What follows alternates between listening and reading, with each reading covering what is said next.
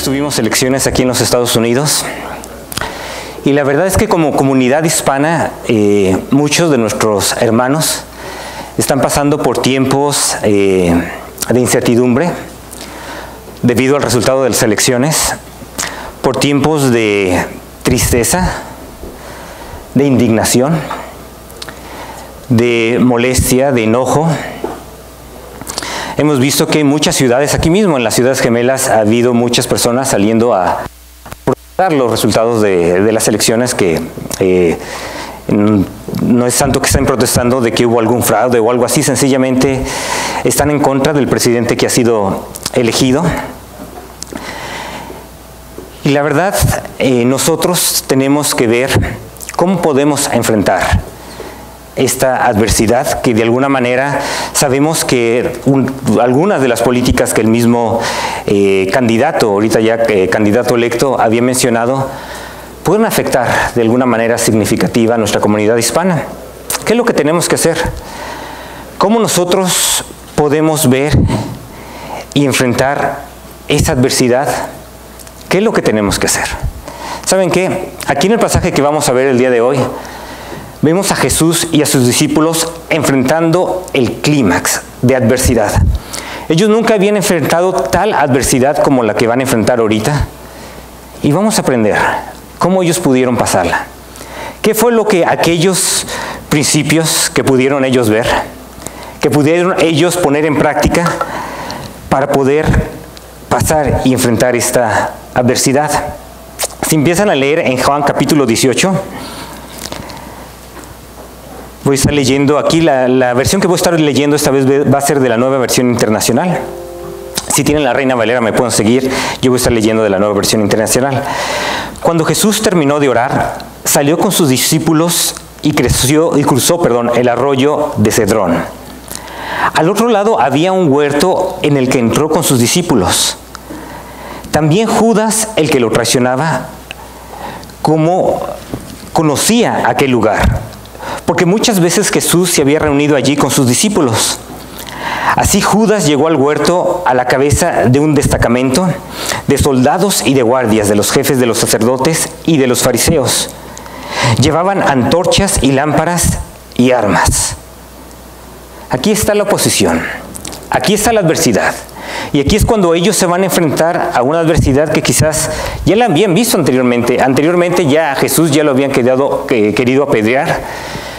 Pero en este momento es cuando uno mismo de los discípulos de Jesús, Judas, él mismo trae ese destacamento sabiendo dónde Jesús pasaba las noches y conocía ese lugar donde acostumbraba a orar. ¿Y qué reacción es la que uno tiene en esos tiempos de adversidad? ¿Saben qué?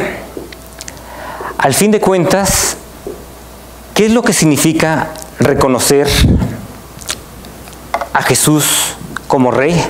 Es lo que nos va a ayudar a poder enfrentar cualquier adversidad, no nada más esta, digamos, de lo posible que pueda venir con los resultados de esa elección, pero de cualquier adversidad que nosotros podamos enfrentar. Si ven el versículo ahí en Jeremías capítulo 17, versículos 7 y 8, ahí menciona: bendito el hombre que confía en el Señor y pone su confianza en Él. Será como un árbol plantado junto al agua que extiende sus raíces hacia la corriente. No teme que llegue el calor y sus hojas están siempre verdes. En época de sequía no se angustia y nunca deja de dar fruto. Aquella persona que confía en el Señor va a ser como aquel árbol que aún aunque llegue la sequía, aún aunque llegue tiempos de angustia, va a seguir reverdeciendo, va a seguir fructificando, nunca va a dejar de dar fruto. ¿Te gustaría ser así? ¿Saben qué? Aún en tiempos de sequía, aún en tiempos de adversidad, podemos ser así. ¿Cómo lo podemos hacer? Fíjense lo primero, viene el versículo 4. Ahí que aprendemos de Jesús. Jesús, que sabía que todo lo que iba a suceder, le salió al encuentro. ¿A quién buscan?, le preguntó. A Jesús de Nazaret, contestaron. Yo soy. Judas, el traidor, estaba con ellos. Cuando les dijo, yo soy, dieron un paso atrás y se desplomaron. Y eso es lo primero que tenemos que reconocer. Tenemos que reconocer, no importa la adversidad que venga, no importa los problemas que vayamos a enfrentar, todavía Dios sigue siendo el Todopoderoso.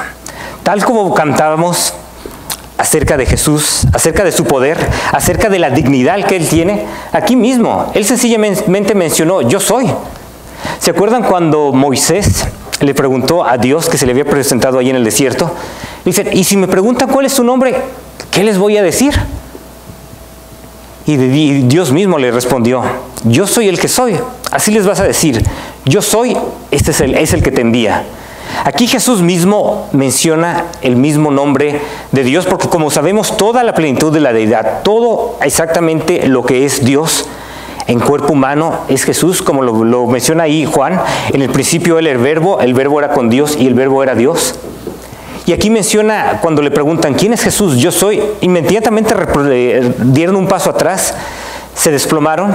Entonces, en esos tiempos, cuando venga la incertidumbre, cuando digas, ¿qué voy a hacer? ¿Qué va a pasar conmigo? ¿Qué va a pasar con mis hijos? Recuerda, Dios sigue siendo el Todopoderoso.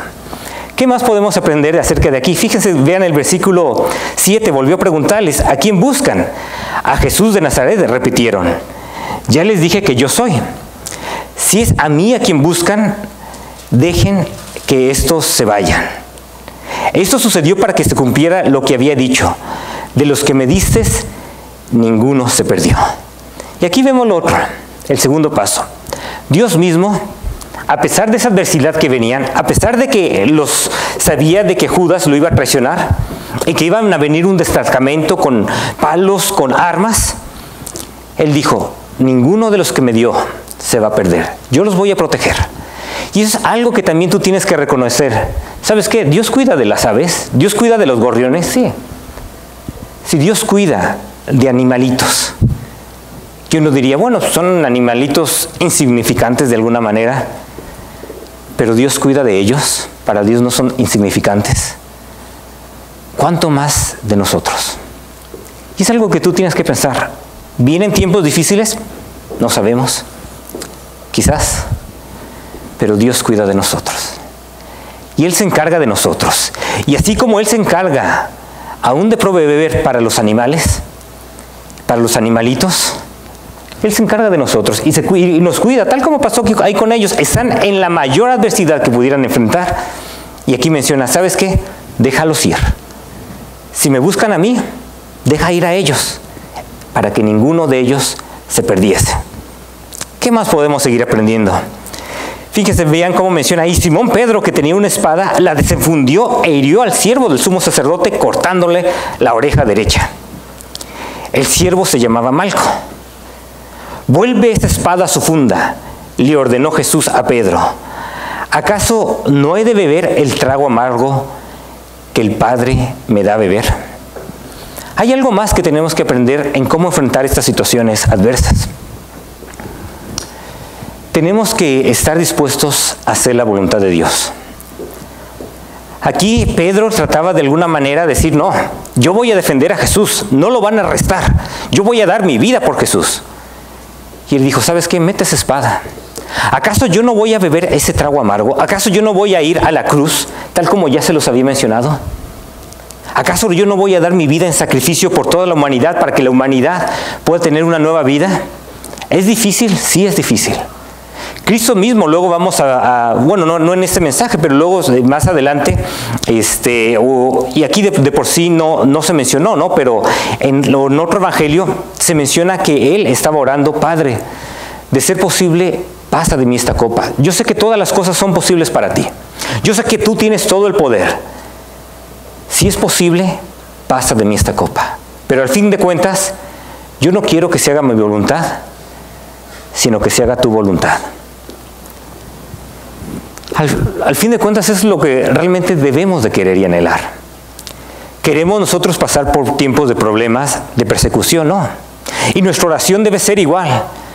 Padre, que no pasemos por esa angustia, que no pasemos por esta adversidad que quizás se avecina. La verdad no sabemos qué se va a avecinar, pero ayúdanos, Señor, a que no pasemos por eso. Cuídanos, Señor. Pero al fin de cuentas, si tu nombre va a ser más glorificado, que nosotros pasemos por esto, que no se haga nuestra voluntad, sino que se haga la tuya, tal como lo hizo aquí el Señor. Y uno diría, bueno, ¿cuál es la voluntad de Dios a fin de cuentas? Fíjense lo que menciona ahí. Ahora bien, sabemos que Dios dispone todas las cosas para el bien de quienes lo aman, los que han sido llamados de acuerdo con su propósito. Todas las cosas, absolutamente todas las cosas, Dios las dispone para el bien de los que le aman. No significa que todas las cosas son buenas. En este caso iba a ser un trago amargo el que va a pasar Jesús. Pero él sabía que al fin de cuentas Dios lo iba a ocupar para poder dar y proveer salvación para toda la humanidad. ¿Sabes qué? ¿Qué se avecina? No sabemos exactamente. Pero sí sabemos esto. Todas las cosas Dios las dispone para bien para aquellos que le aman. Si tú ya has recibido ese amor, si tú ya has recibido a Jesús y tú sabes que Él es tu Salvador, tú sabes que tus pecados han sido perdonados, no porque lo bueno que tú eres, no. Él no vino a llamar a justos, a pecadores al arrepentimiento. Tú sabes que Él te ha perdonado porque tú decidiste abrirle la puerta de tu vida. Tú sabías que Él estaba tocando, tú sabías que Él quería entrar en tu vida y tú sabes que Él está contigo. No es tanto que, como dice Juan, no es tanto que nosotros hayamos amado a Dios, sino que Él nos amó a nosotros y dio su vida por nosotros. Y cuando recibimos ese amor, ¿qué es lo que pasa? A los que Dios conoció de antemano, también los predestinó a ser transformados según la imagen de su Hijo. Dios nos conoce, Dios nos cuida y ya estamos con un destino asegurado, y ese es el ser transformado según la imagen de su Hijo. Y Dios va a poner diferentes cosas, aún adversidades, aún tiempos amargos, aún copas amargas, para seguir transformándonos, para seguir cambiándonos, como estábamos cantando. Que el Señor nos vaya renovando, que el Señor nos vaya transformando. Eso es lo que Él quiere hacer. Y a veces, muchas veces, esos tiempos de renovación, a veces no vienen cuando salen todas las cosas tal como la planeábamos. No, muchas veces cuando salen las cosas un poquito más difíciles, es cuando empezamos a no buscar a nosotros mismos, no depender de nuestra fuerza, pero depender del Señor. Y Él lo que está haciendo, nos está cambiando y nos está transformando, para que Él sea el primogénito entre muchos hermanos. Al fin de cuentas, lo que Dios quiere tener la preeminencia. Dios quiere tener el primer lugar. Dios quiere que toda la gloria sea para Jesús. Porque al fin de cuentas Jesús después va a dar toda la gloria al Padre. ¿Cómo va a ser eso? Por medio de tu vida que sea cambiada. Por medio de tu vida que sea transformada. Entonces lo primero que tienes que ver cuando vienen estos tiempos de adversidad es: Señor, ayúdame a ser más como Jesús. Puedes, si quieres, quitarte un ojo, salir a las calles, destruir propiedad ajena, desquitarte con alguien que votó por el candidato que ganó, tal como está pasando. Eso es ser como Jesús. Eso es realmente ser transformados a la imagen de Dios. O puedes, en lugar de eso, decir: ¿sabes qué? No importa que otras personas me estén discriminando, porque desafortunadamente a partir de la elección de que ganó, de esas elecciones, de los resultados, se han aumentado mucho los casos de comentarios racistas en todo el país prácticamente. Sencillamente por tu color de piel, muchas veces se pueden pasar y decir un comentario negativo. Comentarios que duelen. Y tú tienes que ver: ¿qué voy a hacer en este tiempo de adversidad? No, pues me dijo algo, yo no me voy a dejar. Claro que me voy a desquitar. O puedes hacer ver el propósito. Dios tiene un propósito. Aun cuando gente quizás me insulte sin ninguna causa, no os venguéis vosotros mismos, amados míos, sino dejad lugar a la ira de Dios. Porque está escrito: mía es la venganza, yo pagaré, dice el Señor. Tú puedes tomar esta decisión: ¿sabes qué? Yo no me voy a vengar. No importa la adversidad que yo esté pasando. Al fin de cuentas, yo sé quién es el vengador. Y se lo voy a dejar a Él. Dios es el que va a vengar. De Él es la venganza.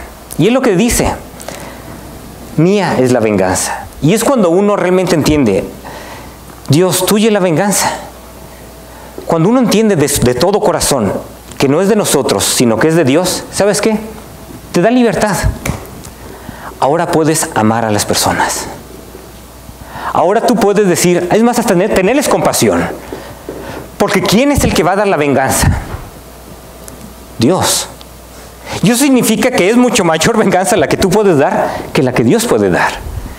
Y al contrario, lo que quieres es que esa persona pueda llegar a un arrepentimiento. Que esa persona pueda llegar a los pies de Jesucristo. Porque de lo contrario, ¿con quién se van a enfrentar? Con el mismo Señor. Dele la venganza. Y por eso dice, si tu enemigo tuviere hambre, dale de comer.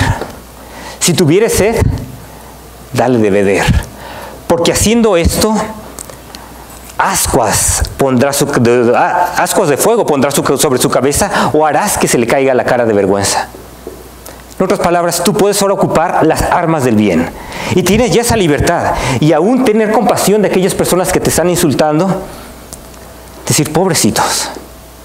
Si no llegan a un arrepentimiento, ¿con quién se van a ver? Con Dios mismo.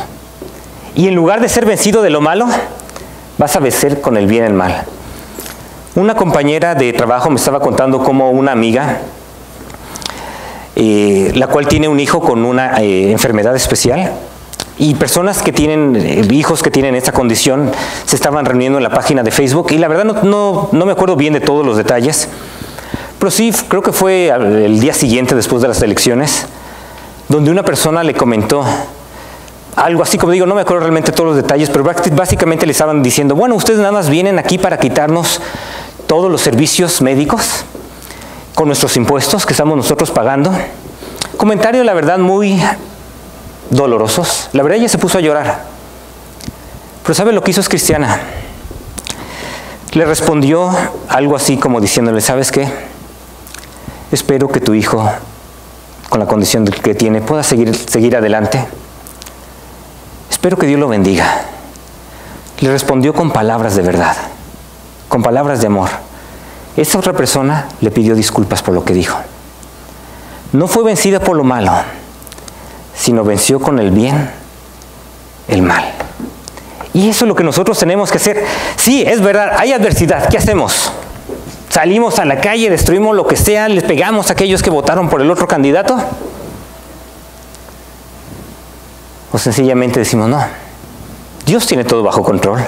Él es poderoso, Él cuida de mí. Es más, si me atacan, Él se encarga, déle la venganza. Bueno, ¿qué más? Vamos a seguir leyendo. Fíjense, vean aquí en el versículo 12, menciona, entonces los soldados con su comandante y los guardias de los judíos arrestaron a Jesús. Lo ataron y lo llevaron primeramente a Anás, que era suegro de Caifás, el sumo sacerdote de aquel año. Aquí tenemos al creador del universo, atado, y llevándolo ante las autoridades judías. Caifás era el que había aconsejado a los judíos que era preferible que muriera un solo hombre por el pueblo. Aquí ellos ya habían determinado que iban a matar a Jesús. ¿Qué es lo que uno va a hacer? ¿Qué es lo que hizo en este caso Pedro cuando llegaron esas circunstancias ajenas? Bien lo que hizo. Simón Pedro y otro discípulo seguían a Jesús. Y como el otro discípulo era conocido del sumo sacerdote, entró en el patio del sumo sacerdote con Jesús. Pedro, en cambio, tuvo que quedarse afuera, junto a la puerta. El discípulo conocido del sumo sacerdote volvió entonces a salir, habló con la portera de turno y consiguió que Pedro entrara. Al fin de cuentas, Pedro entró ahí donde estaba el lugar del sumo sacerdote. ¿No eres tú también uno de los discípulos de ese hombre?, le preguntó la portera. No lo soy, respondió Pedro. Aquí tenemos Pedro, el seguidor de Jesús, aquel persona que decía, Señor, te sigo hasta donde tú vayas. Pero ahí en esos tiempos difíciles, allí en esos tiempos donde ven que Jesús está atado, aquel persona, aquel maestro, aquel que sabía que tenía todo el poder, está paseando por esa adversidad, al fin de cuentas lo negó. ¿Sabes qué? Cuando vengan esos tiempos duros y difíciles, sí, quizás las otras personas sean déspotas, tengan el poder, tengan aparentemente el dominio de las cosas, no te amedrentes. Dice ese versículo en Isaías 66:2. Mi mano hizo todas estas cosas y así todas estas cosas fueron, dice Jehová. Recuerda que Jesús hizo absolutamente todas estas cosas. Pero miraré a aquel que es pobre y humilde de espíritu y que tiembla a mi palabra. Dios a la mera hora, ¿a quién está mirando? Aquella persona que es humilde de espíritu. Aquella persona que ve lo que es la voluntad de Dios y dice, Señor, yo solamente que quiero seguir a ti. No voy a temblar ante otras personas. No voy a temblar ante otras autoridades. No voy a temblar ante otros candidatos o ante otros presidentes, no importa quién sea. Solamente delante de ti, Señor. Porque tú eres el que me conoces. No significa que no damos honra.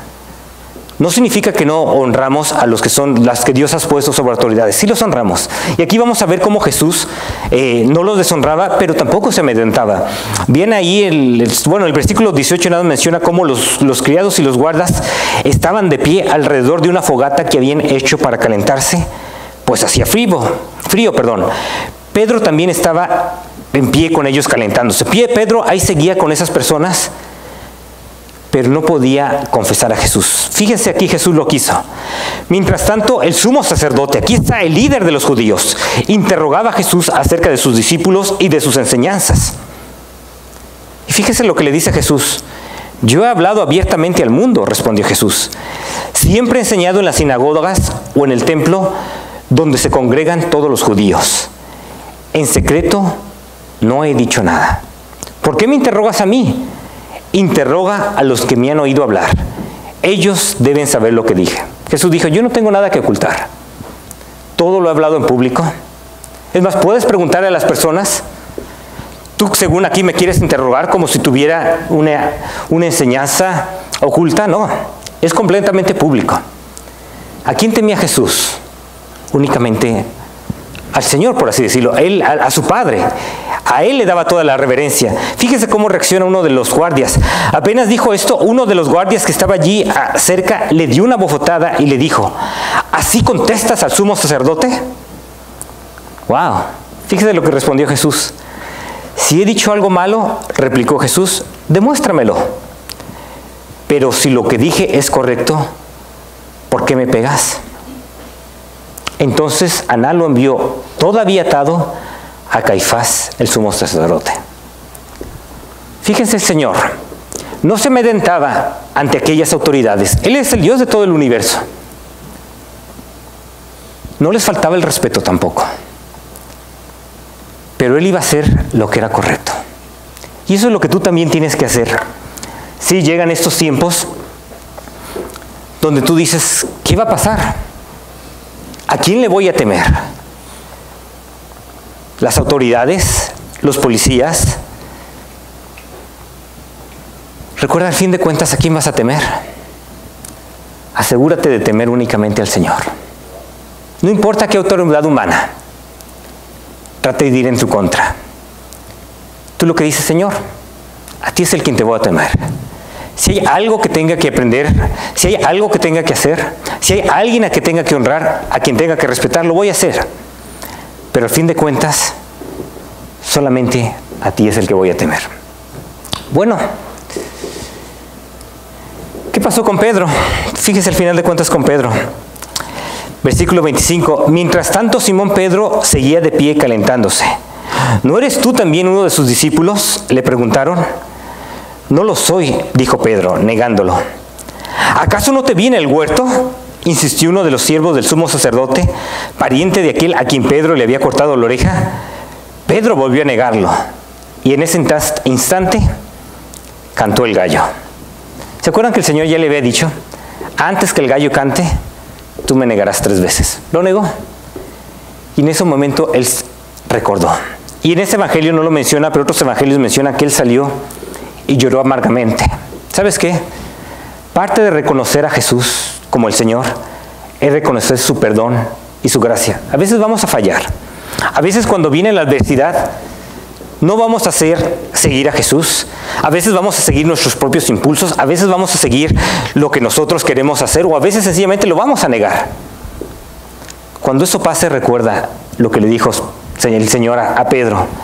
Dijo también el Señor: Simón, Simón, he aquí Satanás os ha pedido para zarandearlos como a trigo.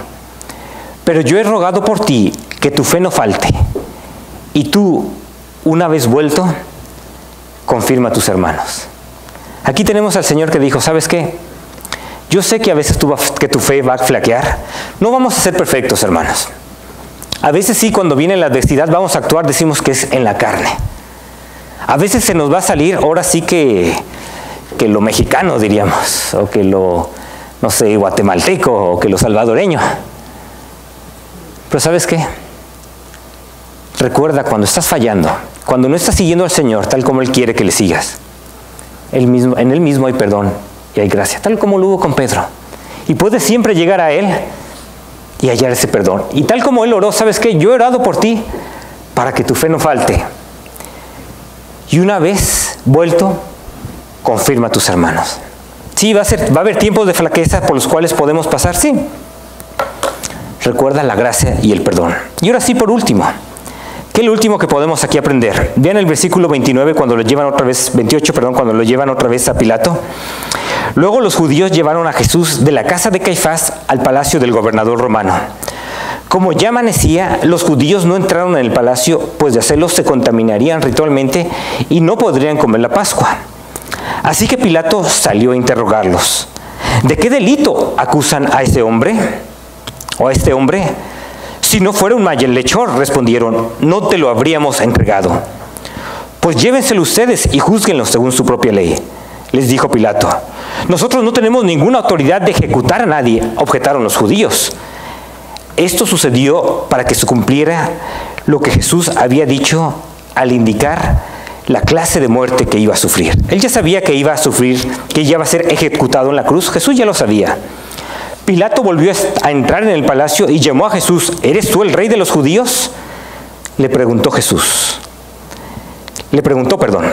¿Eso lo dices tú? Le respondió Jesús. ¿O es que otros te han hablado de mí?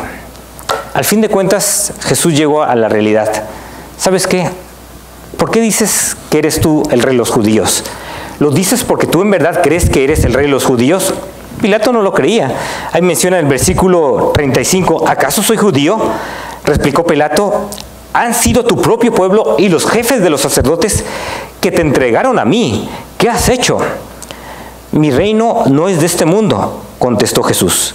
Si lo fuera, mis propios guardias pelearían para impedir que los judíos me arrestaran. Pero mi reino no es de este mundo. Por último, lo que tú tienes que reconocer es reconocer el lugar de su reino. Aquí Jesús menciona: mi reino no es de este mundo. ¿Va a haber tiempos difíciles? Sí. ¿Por qué? Hace poquito estaba viendo una entrevista que estaba haciendo uno de los comentaristas de Univisión a niños. Estaban llorando. Estaban temerosos de que sus papás los iban a deportar. Y uno diría, ¿por qué está pasando esto en este mundo? Recuerda, Jesús dice, mi reino no es de este mundo. Si así fuera, enviaría a mis seguidores, enviaría a aquellas personas que me defenderían, lo harían.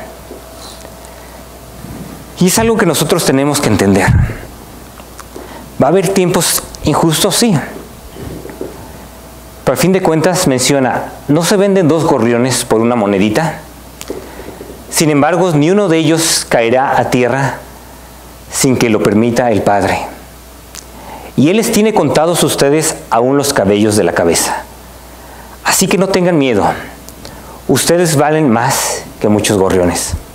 Esos niños valen mucho más que unos gorriones. Y el Señor los va a proteger de alguna manera. Van a pasar tiempos difíciles y duros, sí, como en muchos lugares de este mundo. Aquí la verdad hemos sido muy bendecidos en este país. Pero a fin de cuentas, el reino de Dios Cuando en verdad ya va a haber un momento en que ya no va a haber más lágrimas, ya no va a haber más sufrimiento, ya no va a haber más dolor, ya no va a haber más muerte. Cuando el reino de Dios se manifieste en toda su plenitud. No va a ser aquí. Va a ser cuando estemos en su presencia. Cuando ya haya nuevos cielos y nueva tierra en los cuales mora la justicia. Pero mientras tanto, ¿tú qué vas a hacer? Tienes dos opciones. Una de ellas es confiar en ti mismo o confiar en un hombre. Así dice el Señor: maldito el hombre que confía en el hombre. Maldito el que se apoya en su propia fuerza y aparta su corazón del Señor. Tú puedes decir: no, tanta maldad, tanta injusticia, no hay Dios. Todo lo que voy a hacer va a ser por mi propia fuerza, no hay Dios. Puedes hacer eso. Maldito el hombre que confía en el hombre y aparta su corazón del Señor. O tú puedes temblar su palabra y decir: no entiendo por qué pasan esas injusticias. Bueno, entiendo en el sentido de que el reino de Dios no es de este lugar. Él sigue reinando, lo sabemos, pero a su plenitud va a ser un lugar donde va a haber nuevos cielos y nueva tierra. Pero ¿a quién realmente vas a seguir? ¿Qué fue lo que hicieron los judíos? Bien, aquí el versículo 37, así que eres rey, le dijo Pilato. ¿Eres tú quien dice que soy rey? Yo para esto nací y para esto vine al mundo, para dar testimonio de la verdad. Todo el que esté de parte de la verdad, escucha mi voz. ¿Vas a decidir escuchar la voz de Dios? ¿Vas a decidir ponerte del lado de la verdad? ¿Y qué es la verdad?, preguntó Pilato. No sabía, no conocía lo que era la verdad. Y la verdad es que muchos de nuestros hermanos hispanos no conocen la verdad. Quizás hayan escuchado acerca de una religión. Quizás hayan escuchado acerca de Jesús, pero no tienen una relación personal con Él. No está en sus vidas. No han confiado en Él. No los está cambiando, pero tú sí lo conoces. Aquí Pilato no lo conocía. ¿Qué fue lo que hizo la multitud? Cuando menciona el versículo 38, dicho esto, salió otra vez a ver a los judíos. Yo no encuentro que éste sea culpable de nada, declaró. Pero como ustedes tienen la costumbre de que le suelte a un preso durante la Pascua, ¿quieren que le suelte al rey de los judíos? Aquí Pilato hasta aún no creía en él, no conocía la verdad, pero lo quería dejar suelto. Pero ¿qué dijeron los judíos? No, no nos sueltes a ese, suelta a Barrabás. Volvieron a gritar desaforadamente. Y Barrabás era un bandido. A fin de cuentas dijeron: no, queremos que a él lo crucifiques. Pilato tomó entonces a Jesús y mandó que lo azotaran. Los soldados que habían tejido una corona de espinas se la pusieron a Jesús en la cabeza, lo vistieron con un manto de púrpura. ¡Viva el rey de los judíos!, le gritaban, mientras se acercaban para abofetearlo, humillándolo de la manera más cruel. Mira, eres rey, aquí está tu corona. Aquí está tu manto. Hasta probablemente le hacían honores. Pilato volvió a salir. Aquí lo tienen, dijo a los judíos. Lo he sacado para que sepan que no le encuentro nada culpable. Pilato sabía, no hay nada culpable. Mira, ya lo humillaron, ya le dimos una buena azotada. Ya déjenlo ir. Cuando salió Jesús, llevaba puestos la corona de espinas y el manto de color púrpura. Aquí tienen al hombre, les dijo Pilato. Tan pronto como lo vieron, los jefes de los sacerdotes y los guardias gritaron en voz en cuello: ¡crucifícalo, crucifícalo! Pues lléveselo y crucifíquelo ustedes, replicó Pilato. Por mi parte, no le encuentro culpable de nada. Nosotros tenemos una ley y según esa ley debe morir, porque se ha hecho pasar por hijo de Dios, insistieron los judíos. ¿Recuerdan que Jesús mencionó que él era el Hijo de Dios? Y lo quisieron apedrear por blasfemia, porque ellos sabían que eso significaba. Le dijeron: te queremos apedrear porque tú, siendo hombre, te haces Dios. Pero Jesús sencillamente estaba diciendo la verdad. Yo soy uno con el Padre. Yo vengo. Soy el Hijo de Dios desde la eternidad. Y por eso lo están crucificando. Por eso lo quieren crucificar. Y al fin de cuentas, ¿qué hizo Pilato? El Pilato estaba bien atemorizado todavía más. Al oír esto, Pilato se atemorizó aún más. Así que entró de nuevo en el palacio y le preguntó a Jesús: ¿de dónde eres tú? Pero Jesús no le contestó nada. Pilato decía, ese es el Hijo de Dios. ¿Qué va a pasar si en verdad es el Hijo de Dios? ¿Te niegas a hablarme?, le dijo Pilato. ¿No te das cuenta de que tengo poder para ponerte en libertad o para mandar que te crucifiquen? No tendrías ningún poder sobre mí si no te hubiera dado de arriba. Le contestó Jesús, por eso, el que me puso en tus manos es culpable de un pecado más grande. Desde entonces Pilato procuraba ponerle en libertad a Jesús. Pero los judíos gritaban desaforadamente, si dejas en libertad a ese hombre, no eres amigo del emperador. Cualquiera que pretende ser rey se hace su enemigo. En otras palabras, es traición. Porque si éste pretende ser rey y tú lo defiendes, tú estás en contra del emperador. Porque el emperador es el único rey, es el único señor, el único que nosotros le debemos nuestra devoción. Y si esta persona quiere que nosotros le hagamos nuestra devoción y tú lo consientes, tú estás en traición. ¿Y saben cuál hubiera sido el resultado? Pilato hubiera sido entonces crucificado. Entonces, ¿qué hizo Pilato? Al oír esto, Pilato llevó a Jesús hacia afuera y se sentó en el tribunal, en un lugar al que llamaban el empedrado, que en arameo se dice Gabatá. En aquel día de la preparación era el día de la preparación para la Pascua, cerca del mediodía. Aquí tienen a su rey, dijo Pilato a los judíos. Fuera, fuera, crucifícalo, vociferaron. ¿Acaso voy a crucificar a su rey?, replicó Pilato. Todavía Pilato insistía. No quería crucificarlo. No tenemos más rey que el emperador romano, contestaron los jefes de los sacerdotes. Entonces Pilato se lo entregó para que lo crucificaran, y los soldados se lo llevaron. ¿Quién va a ser tu rey? ¿A quién vas a poner en tu confianza? ¿A quién vas a darle tu devoción? ¿Va a ser tu rey quizás tú mismo, tu propia fuerza? ¿Vas a poner tu confianza en un país, en ese mismo país? ¿Vas a poner tu confianza en un gobierno humano? Y ahorita que el gobierno humano quizás no vaya a estar de tu lado, ¿se acabó tu confianza? ¿O la vas a poner en Jesús? Aquí Pilato, cuando se vio entre la espada y la pared, prefirió reconocer a César. ¿Tú qué vas a hacer ahora? ¿Vas a reconocer a Jesús? Lo único que te va a importar en tu vida es seguirle a Él. Él se encarga de ti. Si Dios cuida de las aves, Él cuida de ti. Si Dios cuida de los gorriones, Él va a cuidar de ti. No me malentiendan. No significan que la situación quizás no se vaya a poner grave, quizás no.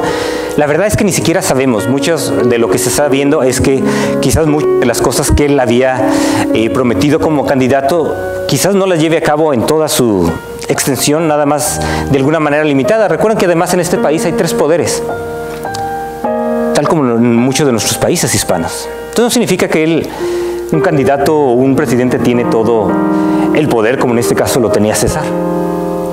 Por fin de cuentas, nuestra confianza en quién está.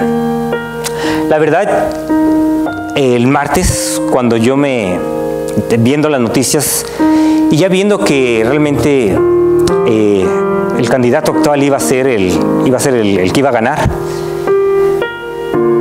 la verdad sí me entró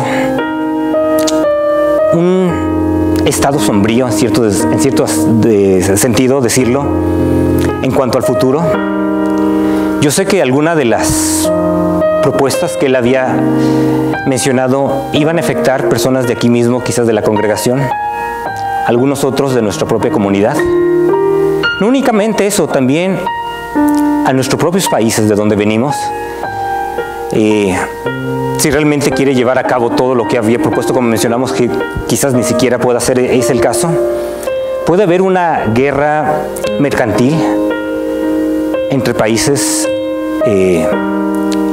lo cual nos afectaría a algunos países, tanto afectaría a este país como afectaría a los otros países. Y la verdad estaba desanimado, les voy a ser sincero, pero después meditando en esto, empecé a ver, ¿sabes qué? Esta es una gran oportunidad. Ahorita las personas están en tiempos de angustia, en tiempos tratando de buscar qué es lo que vamos a hacer. Nosotros tenemos la respuesta. Qué gran oportunidad de nosotros poder decirle, ¿sabes qué? Hay esperanza. Tú no tienes que vivir así. No significa que todas las cosas vayan a salir bien, pero si tú tienes a Dios en tu vida, lo tienes todo. No importa por lo que vaya a pasar. ¿Saben qué, hermanos? Tenemos esa gran oportunidad ahorita. Como dice mi suegro, no me acuerdo exactamente las palabras como lo menciona, pero él menciona, cuando las cosas van mal aquí en la tierra, las personas suben los ojos al cielo. Y esta es nuestra oportunidad de proclamar a Jesús, de proclamar al Salvador, de proclamar a aquel que quiere cuidarlos, que quiere protegerlos, tal como a sus discípulos. Ninguno, Señor, de lo que me diste, ninguno se perdió. Ninguno de ustedes que tiene a Jesús va a estar fuera del amparo y de la protección de Dios. Nuevamente, recuerden que el reino de Jesús en toda su extensión no es aquí. Pero cualquier cosa que pase, tú estás en sus manos. ¿Qué vas a hacer? ¿En qué vas a poner tu confianza? ¿En ti mismo? ¿En un gobierno humano? ¿O en el único Rey? Estas personas, cuando vieron la adversidad, ¿en quién lo pusieron? En César. ¿Tú en qué lo vas a poner ahora que está la adversidad? ¿Vas a vivir vidas derrotadas? ¿Vas a vivir vidas angustiadas con el futuro? No significa que no planeemos. Y es más, hasta allí están dando algunas recomendaciones que qué es lo que se puede estar haciendo y planear de antemano en caso que se vengan estas leyes, otras leyes. Pero al fin de cuentas está bien. Planeamos, hacemos lo que esté de nuestra parte, pero confiamos en el Señor. Vamos a orar. Vamos a ponernos de pie en estos momentos para orar. Quizás si tú me estás viendo ahí por el internet y tú nunca has pedido a Jesús que Él entre en tu vida, tú la verdad no estás seguro que si llegaras a morir irías a la presencia de Dios. Ahí mismo tú le puedes pedir que Él entre en tu corazón, que Él perdone tus pecados. Él murió ya por ti. Por eso Él fue crucificado, no porque murió como mártir, no porque Él no se pudo haber defendido. Él es el Dios de este universo. Pero Él murió para llevar el pecado tuyo, el pecado mío, el pecado de toda la humanidad, para que nosotros podamos tener una nueva vida y tener ese perdón. Y si uno abre su corazón y acepta a Jesús, lo reconoce como el Salvador, diciendo, sí, yo necesito ese Salvador, Él entra con nosotros. Y si tú nunca le has pedido a Jesús que Él sea tu Salvador, ¿sabes qué? ¿Por qué no lo haces hoy mismo? Es más, aquí mismo en nuestra congregación, yo sé que quizá la mayoría ya le ha pedido a Jesús que Él sea su Salvador, pero si no es así el caso, ¿por qué no lo haces? Si quieres, ahí mismo con tu rostro inclinado, o ahí mismo donde me estés viendo, puedes decirle, Señor Jesús, yo reconozco que soy pecador. Yo reconozco que necesito perdón. Sé que tú moriste por mí en la cruz. Gracias, Señor. Te pido que entres en mi vida. Te pido que tú me cambies. Te pido que tú me salves. Acepto ese regalo de la vida eterna. Y confío únicamente en ti. Y es en tu nombre que lo pido.